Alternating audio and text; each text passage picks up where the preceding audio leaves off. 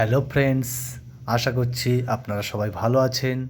প্রথমেই বলি, মিষ্টির ফেলে দেওয়া রসগুলো দিয়ে আমরা কিভাবে বিভিন্ন রেসিপি করতে পারি সেগুলোই দেখাবো। প্রথমে কিছুটা নারকেল আমরা কুড়ে নেব। এরপর আমরা লোহার কড়াইয়ে পরিমাণ মতো মিষ্টি রস আমরা ঢেলে নেব। এবার সুন্দর করে আমরা এটাকে উনুনে আগুনের তাপে বসিয়ে দেব।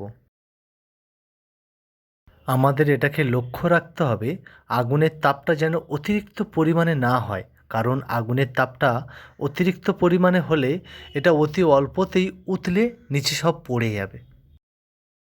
এইভাবে ২০-২৫ মিনিট আগুনের তাপ পাওয়ার পর আমরা লক্ষ্য করব এই কড়াইয়ের রসটা দিয়ে একটা সুন্দর গ্যাজা উতলে উঠছে এবং এটা আগের থেকে অনেক চিটচিটে একটা ভাব চলে এসেছে।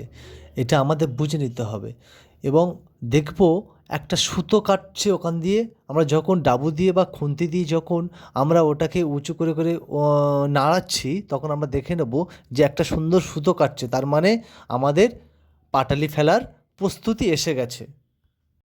এবার আমাদের একটা পরিমাণ মতো কিছু বাদাম, পরিমাণ মতো নারকেলের যে ছাই, অর্থাৎ যে নারকেল যেটা কুড়ে রাখা হয়েছিল সেটা আমাদের সঙ্গে রেখে দিতে হবে। আমাদের বারে বারে লক্ষ্য রাখতে হবে উনুনের জালটা যেন খুব বেশি না হয়, তার কারণ এই সময় উনুনের জাল যদি বেশি পড়ে যায় কোনোভাবে, তো অতি অল্পতেই এটা উতলে নিচে পড়ে যাবে।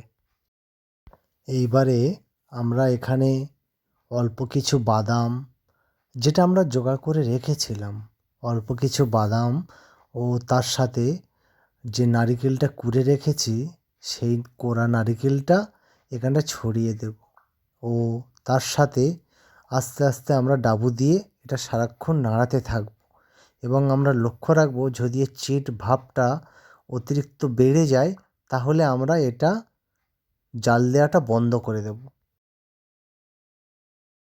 এইবার কড়াইটাকে আমরা উনুন থেকে নামিয়ে নেব, নিয়ে অন্য কোনো ঠান্ডা জায়গায় ২ মিনিট বসিয়ে রেখে দেবো।